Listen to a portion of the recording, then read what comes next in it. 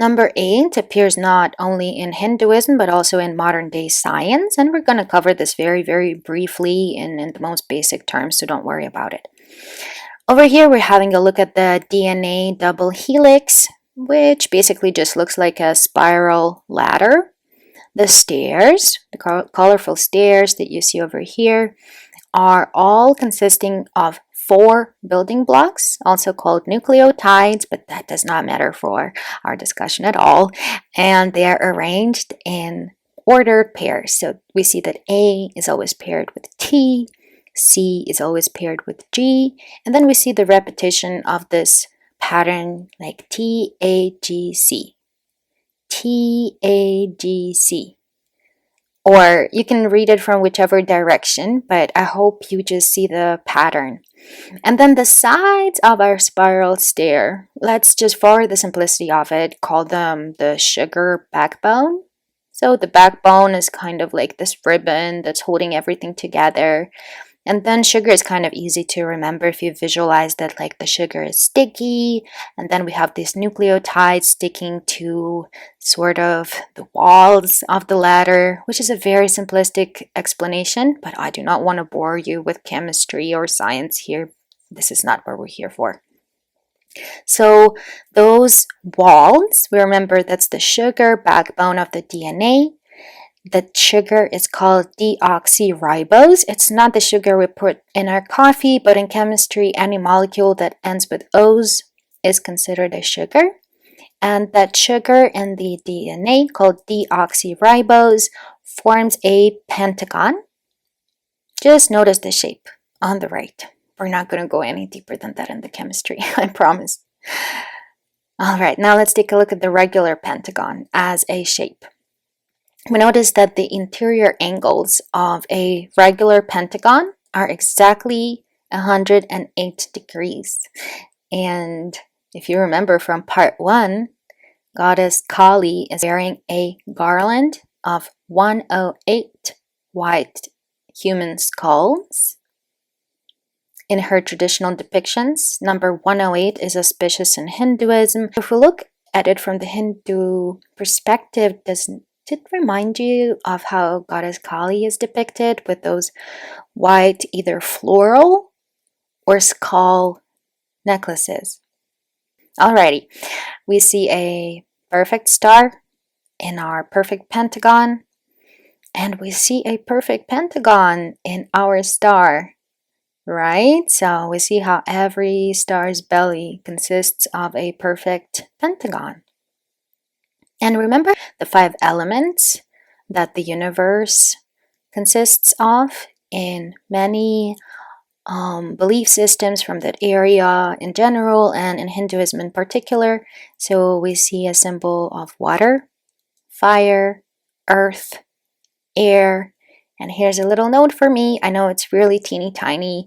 That's for me not to forget the word amalgamation, which also means union of various elements. So if we kind of overlap these symbols, we will get the symbol for spirit, or a hexagon, which is a 6-pointed star. And let's look a little bit deeper into the 6-pointed star. So here we see an enlarged image in as per of a resolution as on the previous slide. There we go. And we also see how fire, air, water, and earth overlap together, form this symbol of ether. And in Hinduism, this 6-pointed star is called Shatkorn, and if we are speaking Sanskrit here. So Shat means 6, even in modern day Hindi. And then we have the word kon, which doesn't it remind you of the English word corner? So it means 6 corners or 6 angles. And then in the Hindu pantheon, we have Shiva as the divine masculine, and Shakti as the divine feminine. And aren't those triangles very familiar to all of us here in the West? Right, masculine, feminine, but they're flipped here. Okay, but if we overlap them, we get this 6-pointed star. And also through the entire Hindu pantheon, we just see these beautiful couples of deities. So for example, Shiva and Shakti.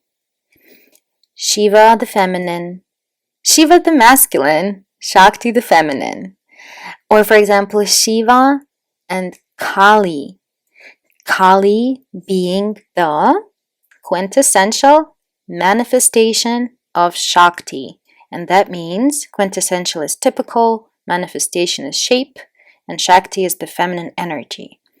So Kali, who we're already a little bit familiar with from the first part of the video, is a typical shape or form of the feminine energy. And then we see a couple of other couples in this folklore or mythology or system of belief. So for example, Vishnu, God Vishnu can be our masculine, and goddess Lakshmi can be our feminine. And let me show you some pictures to help understand that. It's going to be easy. Hang on here.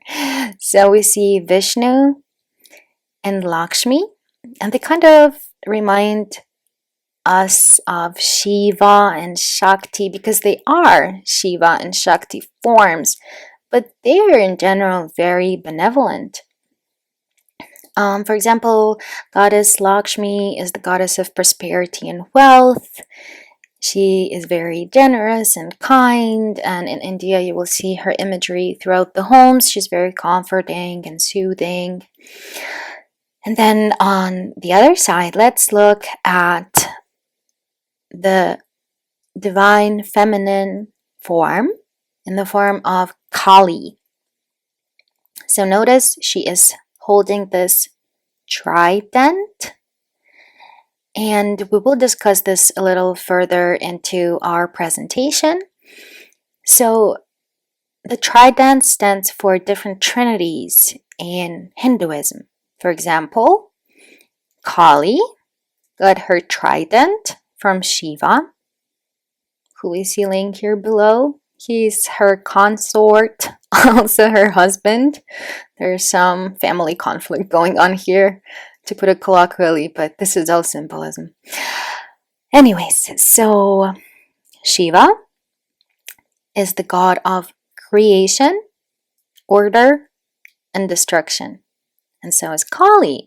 She is the goddess of creation, order, and destruction. The synonym for order is preservation, and that is what God Vishnu stands for. So this is a very comforting couple, preservation and prosperity. But we also notice overlapping symbolism. For example, remember from Kylie's memorial, we noticed the feathers around her pictures, and we said that feathers in general, and peacock feathers in particular, are often the symbols of the goddess Kali. And here we see the same peacock feathers in the image on the left. Then we see flowers. So our benevolent Kali might be depicted with a garland of flowers here, especially white or red hibiscus, and especially if she's in her more peaceful form. That is called Durga, which we covered in part 1. And again, the symbolism of the flowers is repeated here in the image on the left. We also see a snake right here. It's surrounding the couple, and it has many heads. So a little bit scary, isn't it? And we know that Kali sometimes wears a snake as her belt. Also in some temples of Kali, you might see a snake kind of like enveloping her entire image, and then the head of the snake on the top. Next, let's notice the shell. So here we see the couple holding a shell, and then we see Kali holding the same shell. And we will see that imagery at the memorial as well. And notice the skin color.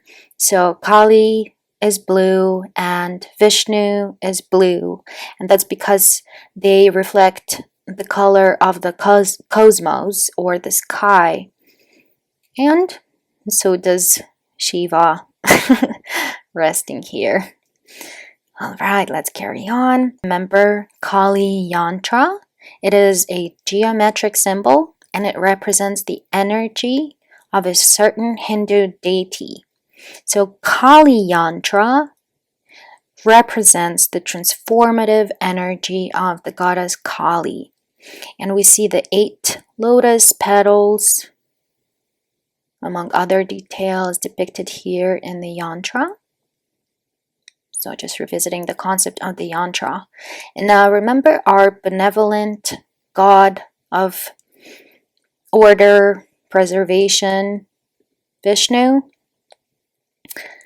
So this is his yantra. Do you see the hexagram or the 6-pointed star at the center? And it also is surrounded by 8 lotus petals. A little bit of a repetitive imagery here, isn't it? Hexagram, so we saw the 5-pointed star, the 6-pointed star, we saw the number 8, we saw the flowers, especially the lotuses, and another deity who appears in a hexagram is Shiva, so our divine masculine. He is often called the cosmic dancer, or the king of dance, or the dancing king. And in Hindi and Sanskrit, dancing, the word for dance is nart or nat, and king is Raj, which we probably know from the word Raja, right? A king. And if you are one of the practitioners of yoga, then you know the name Natarajasana, which is a pose of the god of dance. So Narta or Nart or Nat, dance, and Raj being king. And then Asana just meaning pose. And he's dancing in that hexagram as well. Then let's have a look at an octagram. And this shape in Hinduism is called the Star of Lakshmi. And remember the goddess Lakshmi? Let me real quick show you an image here. So she's on the left with Vishnu, our god of order and preservation, Lakshmi, representing prosperity and wealth. And in Hinduism, there are believed to be 8 forms of wealth: monetary, ability to transport yourself around, and it might mean a car or an airplane in 2022. It might also mean a wheelchair. Then the 3rd form would be endless prosperity, victory, patience, health and nourishment, knowledge, and family. And maybe we are seeing some of those values, some of those forms of wealth overlapping a little bit with the messaging we heard from the memorial, right? And then why am I so focused on the number 17 and 1 plus 7? You know, the sum, the product of 1 and 7 is 8, is because in tarot as a system of belief, and it's an entire separate presentation on the Indian influence on Egypt and Egyptian mystical schools inspiring European mystery schools in the 18th and 19th centuries. But trust me, there is a link. It would be an entirely different video. But just let's take a look, even if we knew nothing about that. We know that Kylie passed away shortly before her 17th birthday. She had number 17 tattooed on her. We see the star imagery all throughout these cards. We see the star imagery all throughout the Hindu pantheon. And then we see this blue skin tone in one of these decks. And I got a question. So this picture on the right is actually 3 different tarot decks: Rider-Waite, Hermetic Tarot, and then Crowley's Thoth Tarot. But we see that same mermaid-like imagery. And it really bothers me because Kylie drowned. And we don't know if she drowned before or after her death, but she was found in the water. And then we see the number 17 and all this water and the blue skin.